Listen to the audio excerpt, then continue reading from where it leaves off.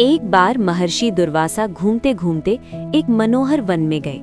वहां एक विद्याधरी सुंदरी ने उन्हें दिव्य पुष्पों की एक माला भेंट की। माला लेकर उन्मत्त वेशधारी मुनि ने उसे अपने मस्तक पर डाल दिया और पुनः पृथ्वी पर भ्रमण करने लगे।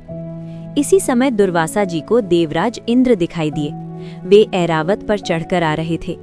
उनके साथ अन्य देवता भी थे। देवर्षि दुर्वासा ने वो माला इंद्र को दे दी।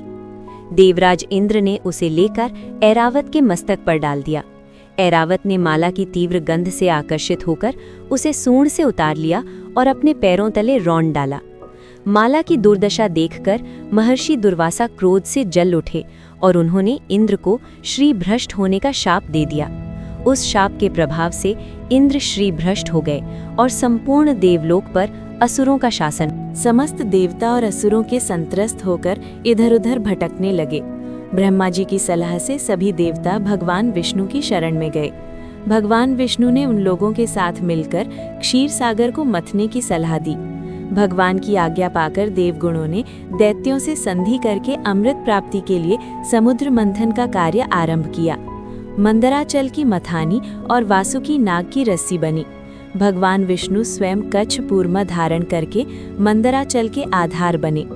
मंदराचल पर्वत को मथानी बनाकर और वासुकी नाग को रस्सी बनाकर जब देवता और दैत्य समुद्र मंथन करने लगे तो प्रारंभ में मंदराचल डगमगाने लगा। तब भगवान विष्णु ने कच्छ पूर्मा अवतार धारण कर मंदराचल को अपनी पीठ पर स्थिर किया, जिससे मंथन सुचारू रूप से चल सके। कुछ समय बाद समुद्र से भयंकर विष या हालाहल निकल आया। उसका प्रभाव इतना प्रबल था कि संपूर्ण त्रैलोक्य में हाहाकार मच गया। देवता और दैत्य सभी भयभीत हो गए। तब सबने भगवान शिव की शरण ली। लोक कल्याण के लिए भगवान शिव ने उस विष को पी लिया और अपने कंठ में धारण कर लिया। तभी से वे नीलकंठ कहलाए।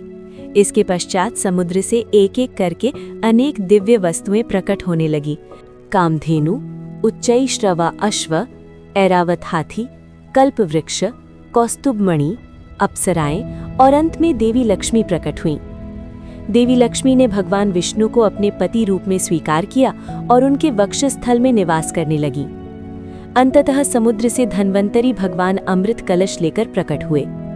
अमृत को देखते ही दैत्यों की नीयत बदल गई और उन्होंने छल से अमृत पर अधिकार कर लिया।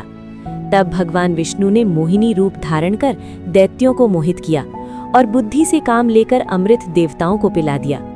इस प्रकार देवता पुनः शक्तिशाली हुए और असुर पराजित हुए।